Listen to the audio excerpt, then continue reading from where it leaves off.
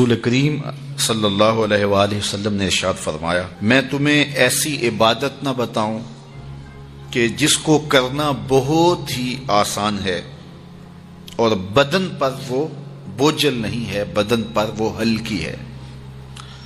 عبادتوں میں مشقت تو اٹھانا پڑتی ہے۔ آپ نماز پڑھنا چاہیں گے تو آپ کو وضو کرنا پڑے گا ٹھنڈے پانی سے، چل کے مسجد جانا پڑے گا، رکوع و سجود ہوں گے۔ روزہ رکھنا ہے تو آپ کو دن بھر کی بھوک کاٹنی پڑے گی، زکوٰۃ دینی ہے، صدقہ کرنا ہے، خون پسینے کی کمائی سے پیسے جدا کرنے پڑیں گے، حج کرنا ہے تو بہت زیادہ مشقت اٹھانی پڑے گی۔ جتنے بھی اعمال ہیں خیر کے، اچھائی کے، ان میں بہت زیادہ مشقت اٹھانا پڑتی ہے۔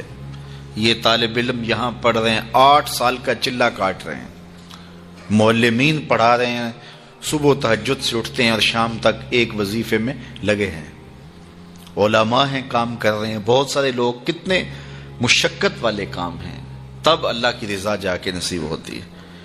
لیکن میرے حضور نے فرمایا تمہیں ایک ایسا عمل نہ بتا دوں جس میں بدن بھی نہیں تھکتا اور ہے بھی بڑا آسان؟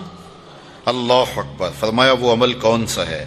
الصمت و حسن الخلق، خاموشی اور اچھے اخلاق۔ زیادہ بولنے سے بہتر ہے خاموش رہو، خاموشی میں نجات بھی ہے، ثواب بھی ہے۔ زیادہ بولنے والا جھوٹ بھی بول لیتا ہے، زیادہ بولنے والا گالی گلوچ اور سب و شتم پر بھی اتر آتا ہے، زیادہ بولنے والا کسی کی پگڑی بھی اچھال دیتا ہے، زیادہ بولنے والا غیبت بھی کر لیتا ہے، زیادہ بولنے والا ایسا مزاح کر لیتا ہے جس سے کسی کو تکلیف پہنچے۔ زیادہ بولنے والے سے بہت ساری غلطیاں ہو جاتی ہیں، جو تھوڑا بولے اس سے غلطیاں کم ہوتی ہیں، چونکہ انسان کے زیادہ گناہ جو ہے وہ اس کی زبان کی وجہ سے ہوتے ہیں۔ ایک روایت میں آتا ہے جب صبح ہوتی ہے سارے اعضائے بدنیاں زبان کے آگے ہاتھ جوڑتے ہیں، بی بی تو چپ رہنا، چونکہ بولتی تو ہے اور مصیبت سارے اعضائے بدنیاں کو سہنا پڑتی ہے۔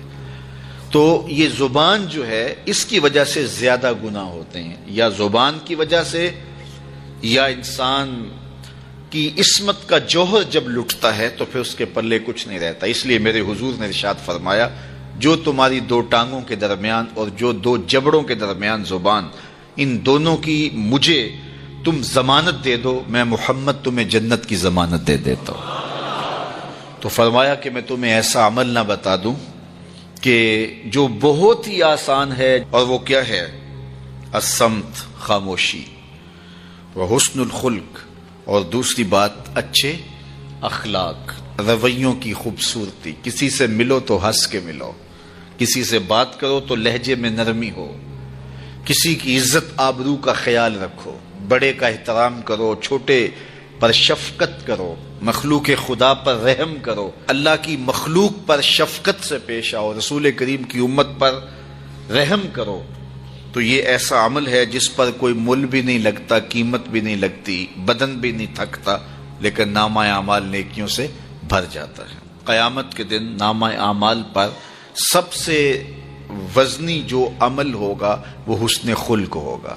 حضور نے فرمایا کہ بیہودگی اور فحش کلام کرنا، یہ سب کچھ جو ہے، تو فرمایا یہ اسلام میں سے نہیں ہے، اور بہترین اسلام وہ ہے جس میں خلق اچھے ہوں۔ حضور نے ارشاد فرمایا کہ جو حسن خلق ہے یہ گناہوں کو اس طرح مٹا دیتا ہے جس طرح جو مصفہ پانی ہوتا ہے، اچھا پانی ہوتا ہے، وہ بدن سے میل کچیل اتار دیتا ہے، اور جو برے اخلاق ہیں وہ عمل کو اس طرح فاسد اور ضائع کر دیتے ہیں جس طرح شہد کے اندر سرکہ ڈال دیا جائے تو شہد صحیح نہیں رہتا۔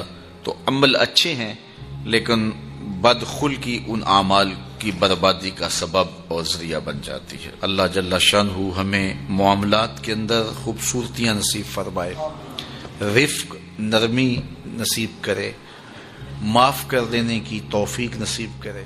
رزق کمانے کے جو مقاصد ہیں وہ بہت سارے ہو سکتے ہیں، لیکن شریعت میں کاروبار کرنے کے، رزق روزی کمانے کے بنیادی مقاصد 3 ہیں۔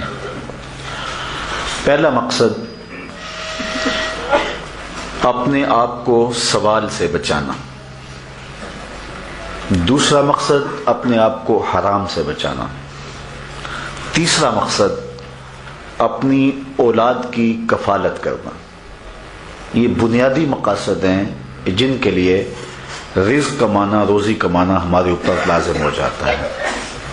اور اگر آپ کاروبار کو وسعت دے رہے ہیں، ضرورت سے زیادہ کما رہے ہیں، تو اس کے لیے ایک چوتھی نیت آپ کو ساتھ کرنی ہوگی، اور وہ یہ کہ معاشرے کے کمزور لوگ، رشتہ داروں میں غریب لوگ، میرے ہمسائیگی کے اندر جو غریب لوگ ہیں، یتیما ہیں، مساکین ہیں، معاشرے کے وہ لوگ جو اپاہج ہیں، معذور ہیں، کمانے کی صلاحیت نہیں رکھتے، میں زیادہ مال کما کے ان کی کفالت بھی کر سکوں.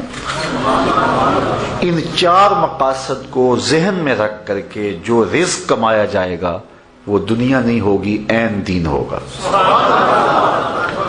لیکن اگر ان چار مقاصد کے علاوہ رزق کمانے کا کوئی پانچواں مقصد بھی شامل ہو گیا تو وہ ان چار مقاصد کو بھی دنیا بنا دے گا.